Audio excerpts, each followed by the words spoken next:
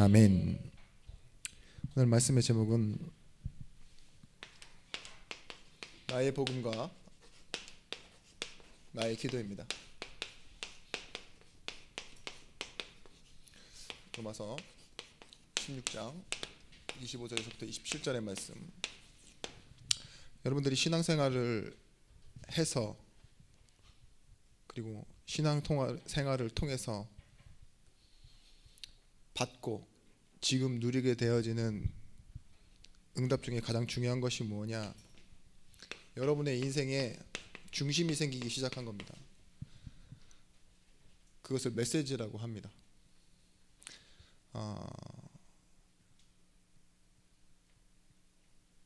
지금까지 신앙생활을 해서 우리 삶이 뭔가 많이 바뀌지는 않았죠. 그죠? 어떤 큰 응답을 받았다거나 세상 사람들과 좀 다른 어떤 특별한 일들이 일어났으면 몇 있어요. 그러신 분들이. 그런데 대부분의 사람들은 그렇지 않아요. 하나님이 우리를 어디에 두셨느냐? 원래 있던 현장, 내 가정, 그죠? 그 속에서 다시 시작하게 하십니다. 메시지, 여러분에게 이게 바뀌었습니까? 메시지가 사실은 우리 인생의 신앙생활에 결과적으로 나타나는 열매예요. 사람 살리는 열매. 그리고 내가 살아나는 열매입니다. 잘 돌아보시면 우리 인생에는 선택이 있었고, 그래서 어느 순간 그 선택이 모여가지고 이렇게 만들어진 것처럼 보이죠. 그런데 따지고 보면 우리는 그냥 선택이 없이 밀려가는 인생이 많았어요. 힘없이, 실력 없이. 이스라엘 백성들이 광야로 이렇게 나오는 그 상황을 보면은요, 은혜지만 실력이 없고 힘도 없습니다. 주변을 보면 다 똑같은 사람이고요. 교회에 와서도 우리가 보게 되어지는 것이 뭐냐? 나는 그대로인데 하나님께서 그대로인 나에게 뭔가 말씀을 주세요. 그 말씀이 결국은 뭐냐? 나에게 어떻게 남느냐?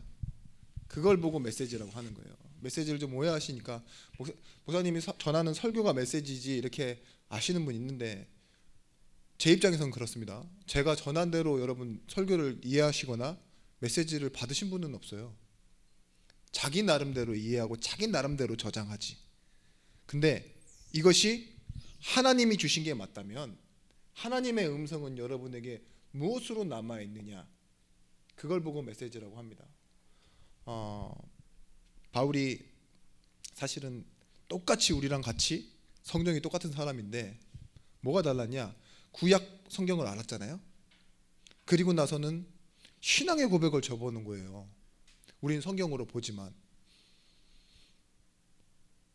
좀 보시죠. 바울의 고백입니다. 내게 능력 주시는 자 안에서 내가 모든 것을 할 수 있다는 것은 성경책에 적혀 있으니까 하나님의 말씀이라고 하지만 바울에게는 사실은 메시지거든요. 배운 게 아니에요. 그거를 누가 가르쳐서 익혀가지고 그렇게 고백할 수 있게끔 만드는 사람이 없어요. 누가 하셨죠? 하나님이. 그죠? 내가 그리스도와 함께 죽고 살았다라는 그 고백은 물론 하나님의 말씀이지만 바울의 고백이잖아요. 그게 뭐죠? 메시지라니까요. 그게 나오려고 그러면 뭐냐? 듣고 보고 살아본 사람이에요. 신앙생활을 해본 사람. 우리가 히브리서 5장에도 봤지만 우리 신앙생활이 아직 젖먹이와 같은 이유, 단단한 음식을 먹지 못하는 이유가 뭐라고 해요?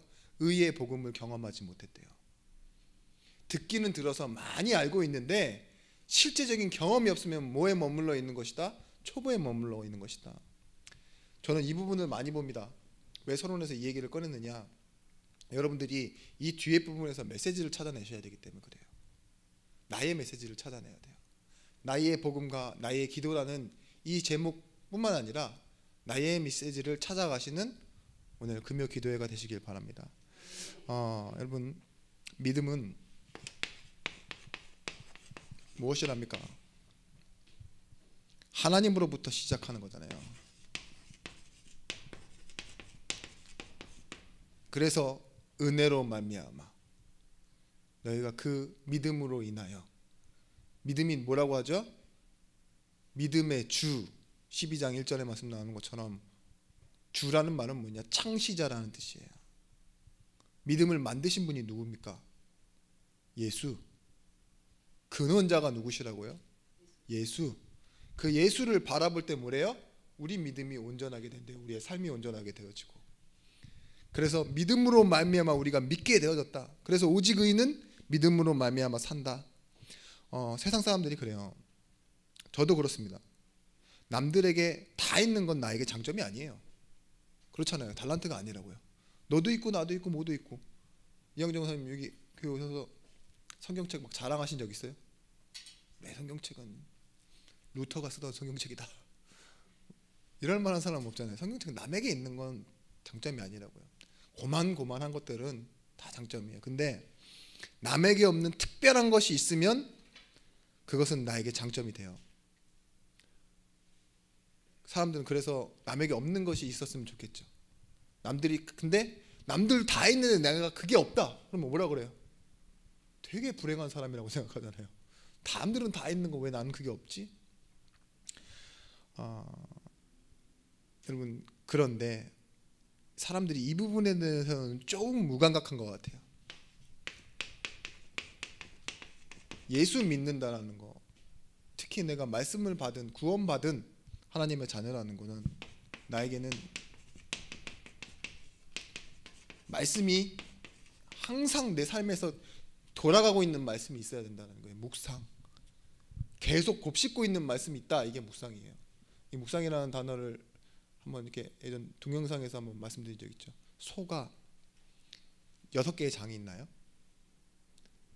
누웠다 다시 꺼내고 누웠다 다시 꺼내고 24시간을 막 한번 씹은 것 같다가 다시 하는데 풀만 먹고도 거의 1톤이 되는 이유가 그거라고. 계속 묵상하잖아요. 그걸 보고 꺼내서 다시 씹는. 근데 뭐예요? 이미 내 안에 들어갔고 그것이 계속 힘으로 나올 수 있는 그 말씀의 묵상. 여러분, 환경과 조건은 세상 사람들이 말하는 분류지. 하나님 앞에서는 여러분 환경과 조건이 아니라 자녀로 서는 거지 않습니까? 자녀가 믿어야 될 것은 뭐냐? 환경과 조건이 아니라 자녀에게 주신 하나님의 말씀이에요. 이걸 믿어야 되는데 이게 없는 사람은 이거죠. 메시지가 없는 사람은 어떤 말을 더 많이 듣게 되어지느냐? 사람의 말, 세상이 말하는 정보,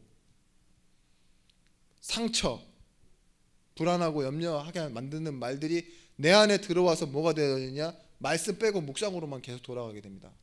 그래서 뭐예요? 혼자 생각하고 혼자 메시지를 나한테 심어요. 자꾸 나한테 불안을 심고 염려를 심고 걱정하고, 그죠? 그러다가 모르게 뭐예요? 내 기분이 탁 좋아지는 날은 욕으로 딴 사람한테 막 말할 수 있고 잘 설명할 수 있고 막 이럴 때.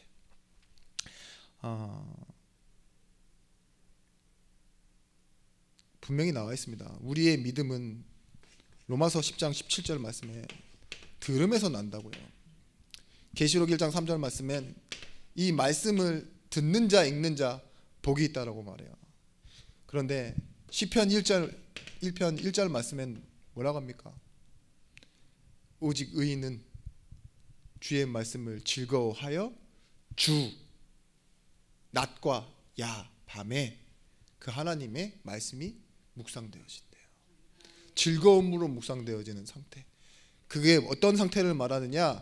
세상의 소리와 어떤 불편한 많은 일들이요 내게 영향을 주지 못하는 거예요. 시냇가에 심어 있는 것처럼. 그 때가 되는데 하나님은 그렇게 응답하신다는 그 약속에 붙들린 인생이 어떤지를 보여주는 겁니다. 여러분, 그래서요 믿음으로 말씀을 붙잡는 사람에게 힘이 생깁니다. 어떤 힘이냐? 드디어 나를 하나님의 시선으로 보기 시작해요. 이게 복입니다. 나를 평균에서 보고 어떤 다수 중에 한 사람으로 보고 어떤 특별한 기준에서 놓고 보면 연약할 수 있는데 말씀에서 말하는 나, 하나님이 보시는 내가 발견되어지고, 내가 가야 하는 현장도 하나님이 저 현장으로 어떻게 보시는지를 보내고, 교회를 어떤 눈으로 보시는지 보면, 거기서는요, 사람은 보지 못하는 사람에게는 없는 힘이 나오게 돼 있어요. 여러분, 인생은 누구나가 말합니다. 상황으로 사는 게 아니에요. 해석으로 사는 겁니다. 이 상황을 드라마를 보는 그런 어떤 관람객이나 시청자로 보는 게 아니에요. 내 인생을 복음으로 나를 볼 수 있어야 돼요.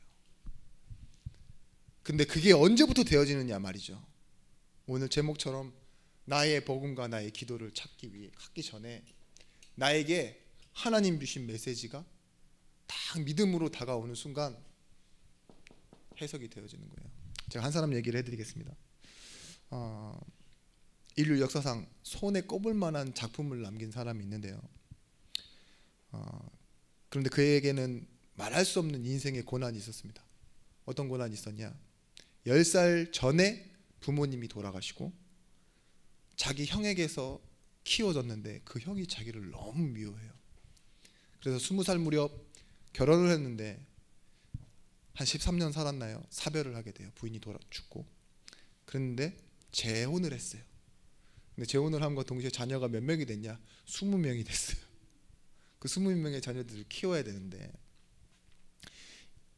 근데 그 자녀들의 대부분이 죽었어요. 한 10명 죽고, 또 한 20살쯤 되니까 한 명이 또 죽고, 지적장애인 자녀도 있고. 그런 그에게 평생을 가난하게 살았는데 어느 날 눈이 보이지 않기 시작한 거예요. 베토벤 아닙니다. 눈이 보이지 않기 시작했는데 그 보이지 않던 사람이 또 뇌출혈로 쓰러지기까지 했어요. 그래서 반신이 마비가 된 거죠. 그런데 이 사람이 그럼에도 불구하고 작곡을 멈추지 않았어요. 다 작곡한 다음 뒤에다가 뭐라고 적었냐? 시그니처를 적거든요. 자기 이름 스펠링을 적잖아요.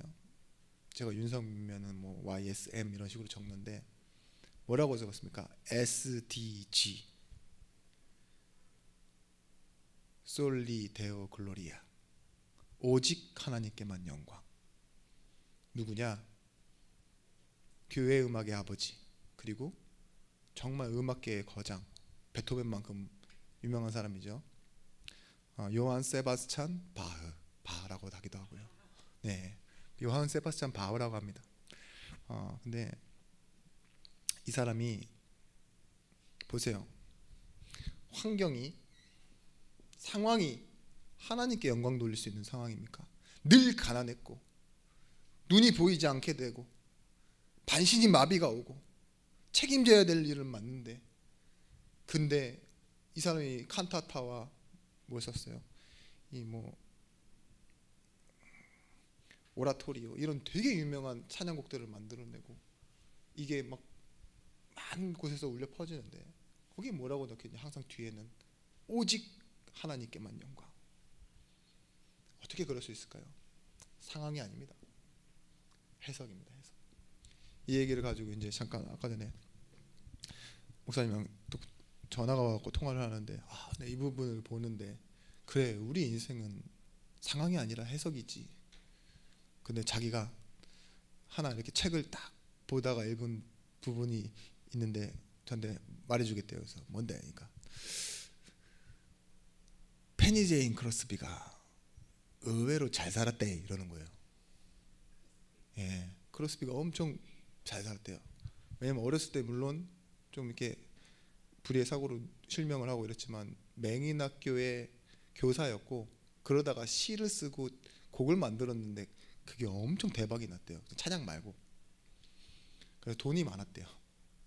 근데 어느 날 부흥 집회에 참석했다가 이제 거기서 하나님이 내 인생을 전적으로 맡아주시고 책임지신다는 걸 알고 맡기기로 시작했다고, 인격적으로.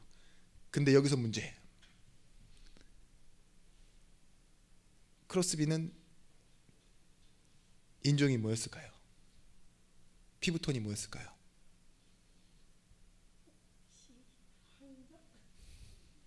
아시안? 흑인이랍니다. 저도 처음 알았어요. 크로스비가 흑인이었대요. 차별도 있었고 장애도 있었고. 저도 처음 알았는데 그래요. 우리는 주어진 상황을 살아요.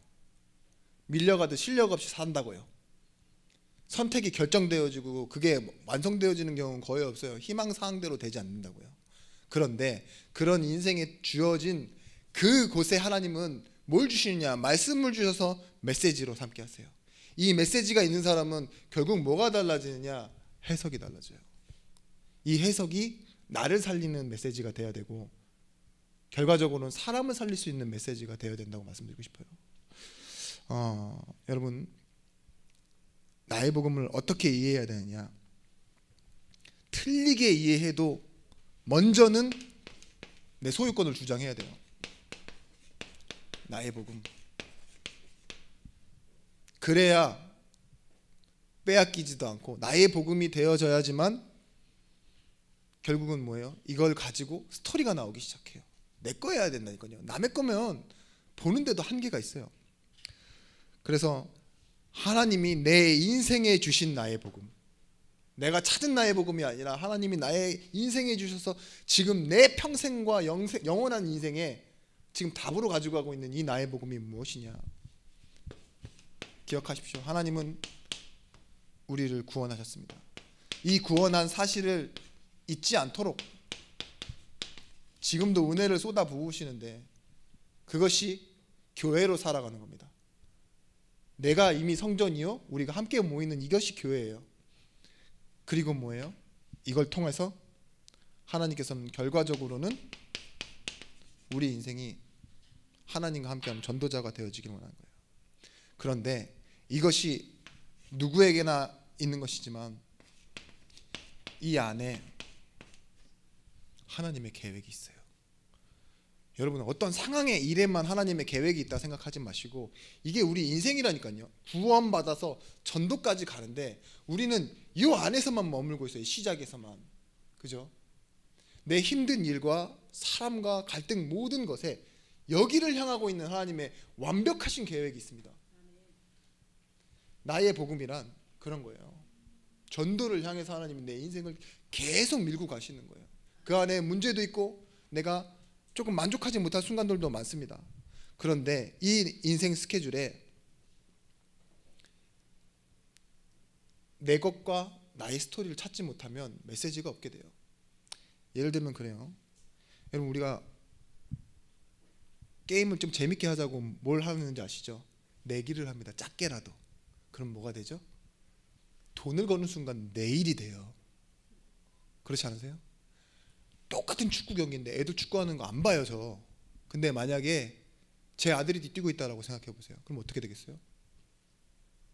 응원하죠. 고만고만한 애들이 뛰어봤자 얼마나 빠르겠습니까?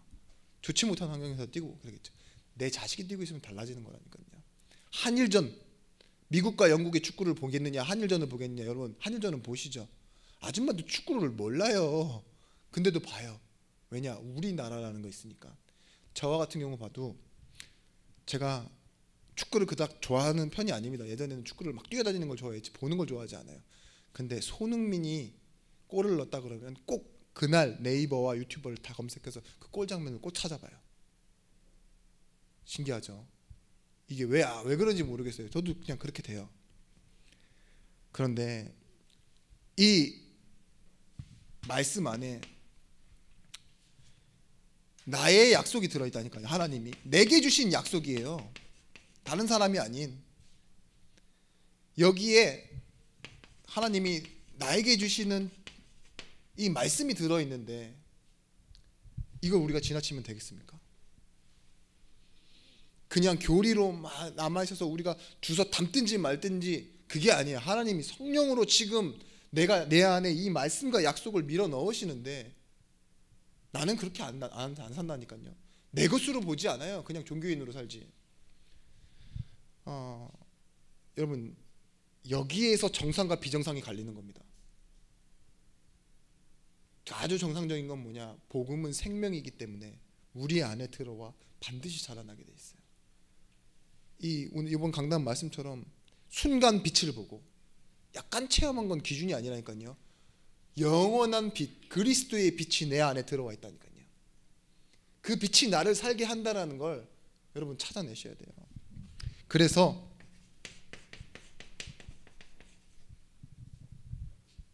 다른 생각 많이 하실 필요 없습니다. 사명, 이것은 영원한 응답 이 안에 있는 거예요. 내 인생의 중심이 무엇이냐를 찾고 확인하는 것, 그것이 나의 복음 속에서 나와야 돼요. 바울은 뭐라고 했습니까? 이 은혜의 복음을 증언하는 일에는 나의 생명조차 조금도 귀한 것으로 여기지 아니하노라. 단순히 뭐 선언이나 캠페인이 아닙니다. 중심이 거기 가 있다 이거예요. 사명. 부모가 도박을 해요. 아주 소소한 도박을 합니다. 술을 좀 먹어요.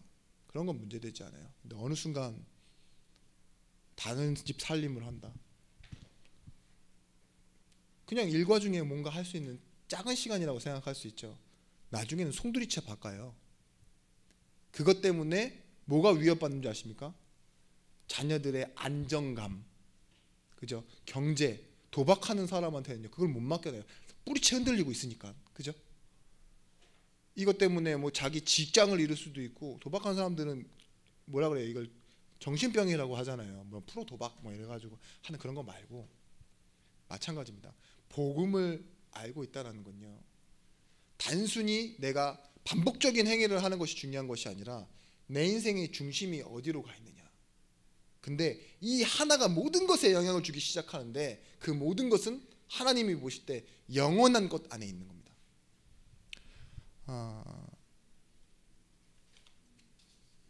그래서 우리가 잘 알아셔야 될 게 뭐냐, 사명을 찾은 사람은요, 환경, 조건,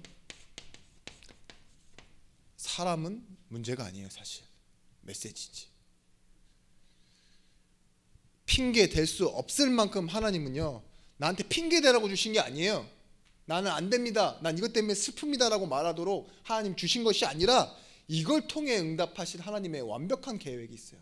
그게 나의 복음 속으로 메시지 안에 들어와 있어야 됩니다. 그러면 이것 때문에 무엇이 보이느냐, 우리 주변에 보이지 않던 다민족, 그리고 실제로 많이 있어요. 병든 자, 후대, 삼들이라고 하죠. 이것을 살려내는 여러분들이 해야 될 건 진짜 무엇이냐? 성전운동. 이걸 위해서 여러분들 다 이겨내고 참아내고 승리하시는 겁니다. 바울은 이렇게 얘기했습니다. 과거의 것은 배설물이다. 그 증거는 뭘까요? 다 해로 여기고 무익하게 여긴다. 그것은 증거예요. 메시지의 증거. 내가 어떤 말을 내 입술로 고백으로 할 수 있는지 그 열매가 나오기 시작하는 거예요. 만약에 여러분 알고는 있는데 이 복음이 나의 메시지가 되지 않잖아요. 그래서 나올 것이지만 기도하지 않는 상황이 오면은 우리는 싸움에 구이 말려요. 이해하세요? 만든 거지만 교회는 뭐 하는 곳이죠? 살리는 곳이잖아요. 근데 교회라는 이름 가지고 싸운다니까요. 틀린 게 아니에요. 근데 교회라는 이름 가지고 싸우고 신앙을 가지고 내가 힘을 얻고 살아야 되는데 이 신앙 지킨다고 또 싸워요. 그런 거 많이 안 보세요?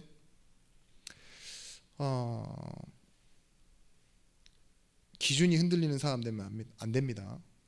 의외로 사람들이요, 의외가 아니죠, 영적인 세계를 모르면 이 구원에서 출발하지 않고 자기의 필요에 따라 말씀을, 때로는 자기가 하는 어떤 행동을 더 중심으로 살아가게 될 때가 있어요. 그때 우리가 뭐 하면 되느냐?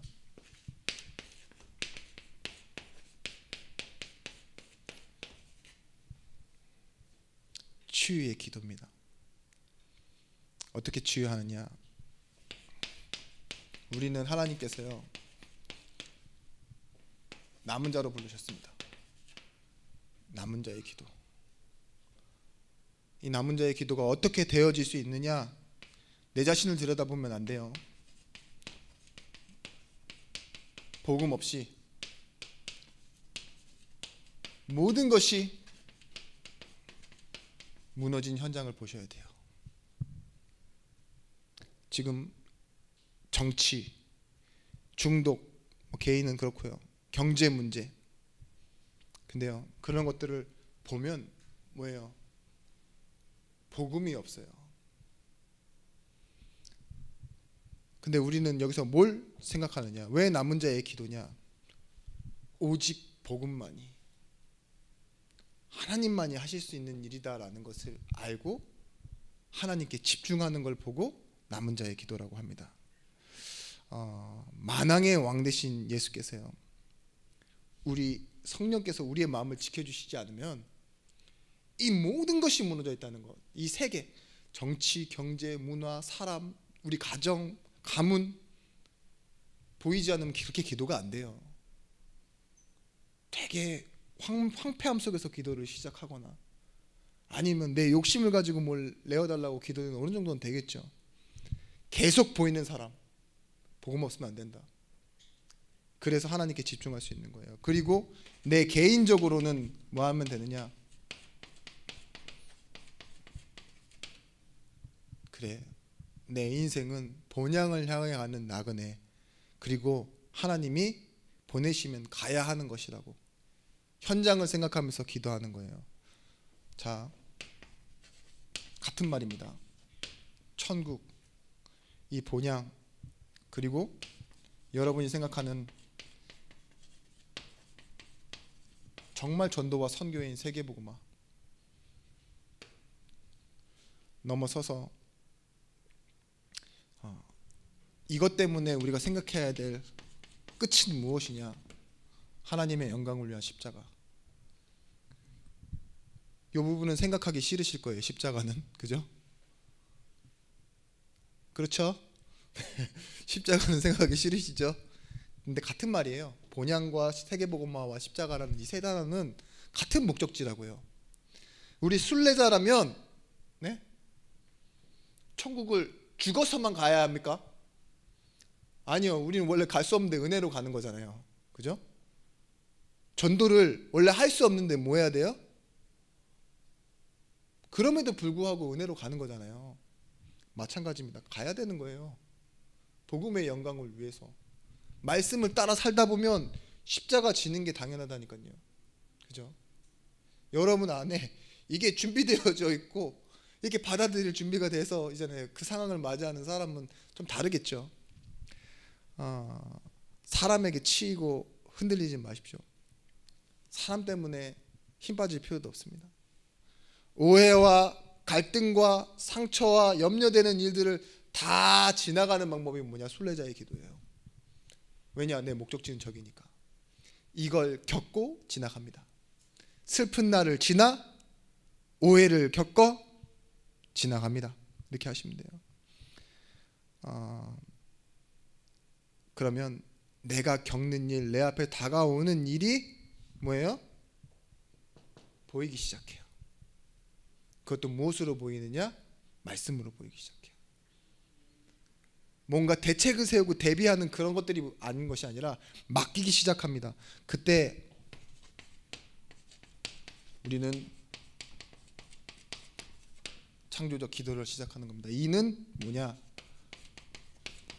하나님 나라의 일. 내게 없는 일이 시작되어지는 거예요.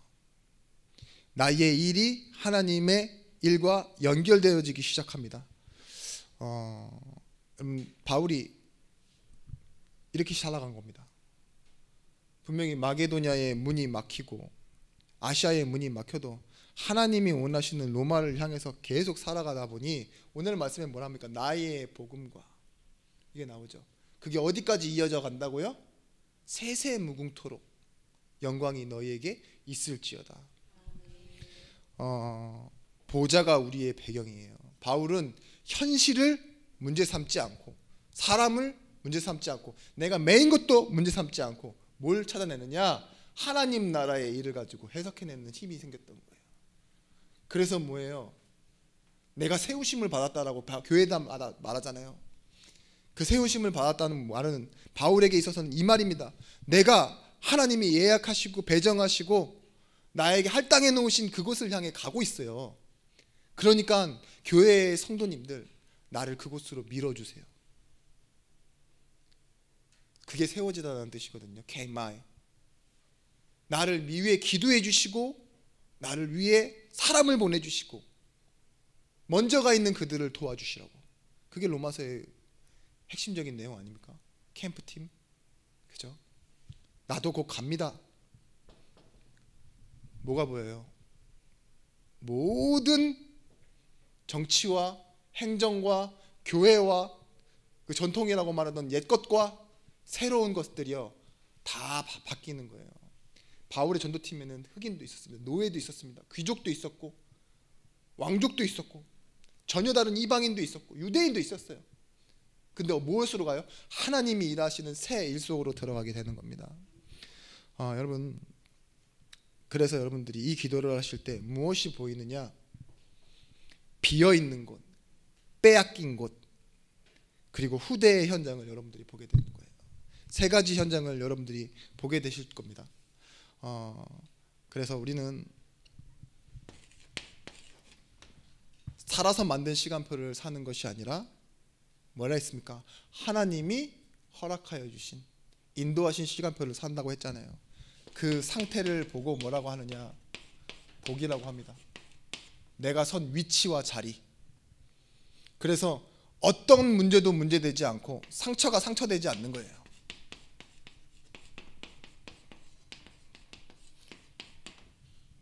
솔직히 문제도 있었고 상처도 있었죠. 근데 여러분 메시지를 가지고 여러분들이 뭐 하셨냐? 이 기도를 했어요. 남은 자의 기도, 순례자의 기도, 창조적 기도를 했기 때문에 무엇으로 바뀌었습니까? 또 그것도 응답으로 바뀌어 있을 겁니다. 그래서 중요한 건 뭐냐? 복음에는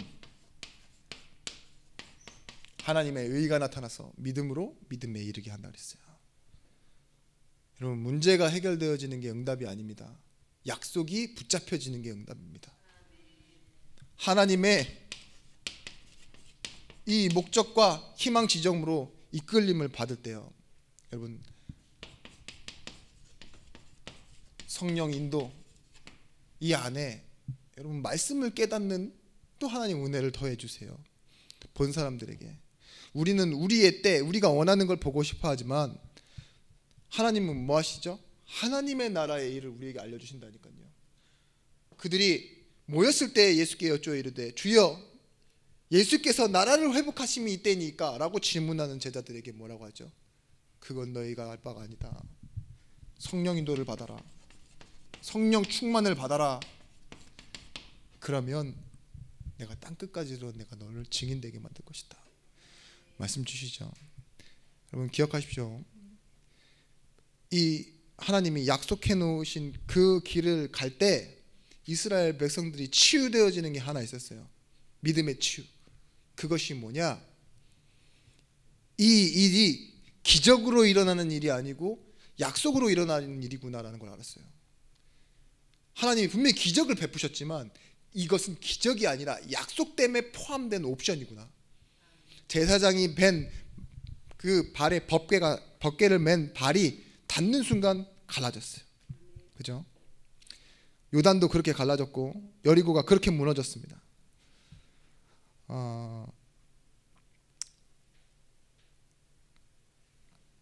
하나님의 말씀은 성취되는구나. 내 상태와 상관없이 우리의 능력과 상관없이 그러면 내가 믿어서 받은 응답이 아니라 약속 때문에 받는 이 하나의 하나님의 길을 내가 가는 거구나. 이 길을 믿고 이스라엘 백성들이 조금씩 믿으며 걸어가기 시작했다니까요. 그래서 여리고를 소리 없이 돌 수 있었던 겁니다. 내 능력은 이 여리고를 돌 때 필요하지 않다. 내 전략을 쓰고 내가 본 것 그것도 중요하지 않다. 얼마나 불안하고 떨리겠습니까? 그 중에 12 정탐꾼 중에 10명이 죽지 않고 살아있었으면 더 조마조마했겠죠. 자기는 다 보고 왔는데. 그죠? 그래요.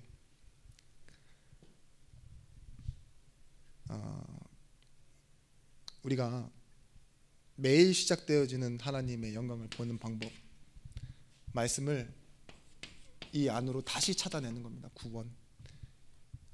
구원은 뭐냐? 다른 말로 예수 구원하신다예요.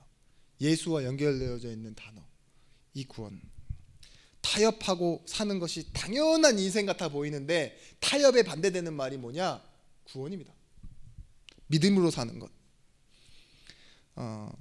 우리 말씀이란 것도 뭐냐? 우리의 반응과 선택에 따라 좌우되는 게 아니라 뭐예요? 구원은 나는 원한 적이 없는데 하나님은 하신대요. 선포입니다. 선포. 말씀이 선포되어지면 어떻게 돼요? 반드시 성취되어지게 돼 있어요. 근데 그 일을 누구를 통해서 하고 싶어 하느냐? 우리 교회와 지금 여기 계신 여러분들의 입을 통하여.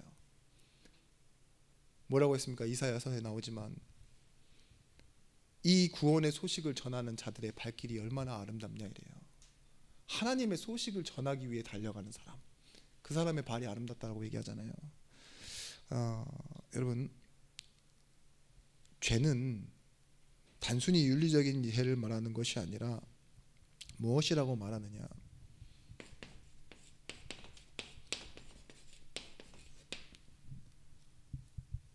하나님의 영광, 이걸 보는 것이 우리 인생의 영광이요, 이걸 나타내는 게 우리 인생의 목적입니다. 그래서 뭐래요? 영광을 위하여 주신 말씀 인생이라고 말씀드렸죠. 로마서 3장 23절 말씀, 모든 사람이 죄를 범하였으며 하나님의 영광에 이르지 못한다, 보지 못한다 이거예요. 근데 뭐예요? 우리는 구원받았기 때문에 하나님의 영광을 본 자요, 영광과 함께하는 자요, 영광을 전하는 자입니다. 데살로니가전서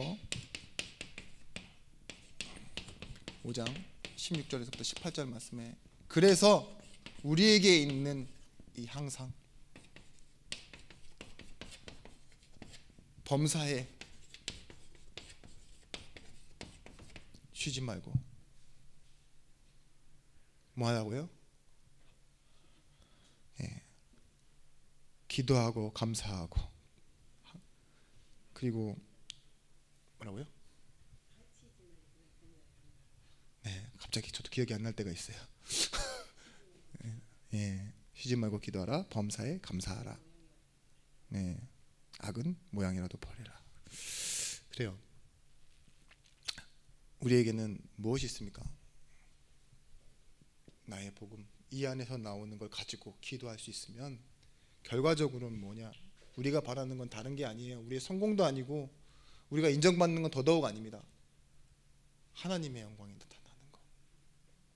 하나님 우리에게 그런 증거를 여러분들에게 주실 겁니다. 기도하겠습니다. 하나님,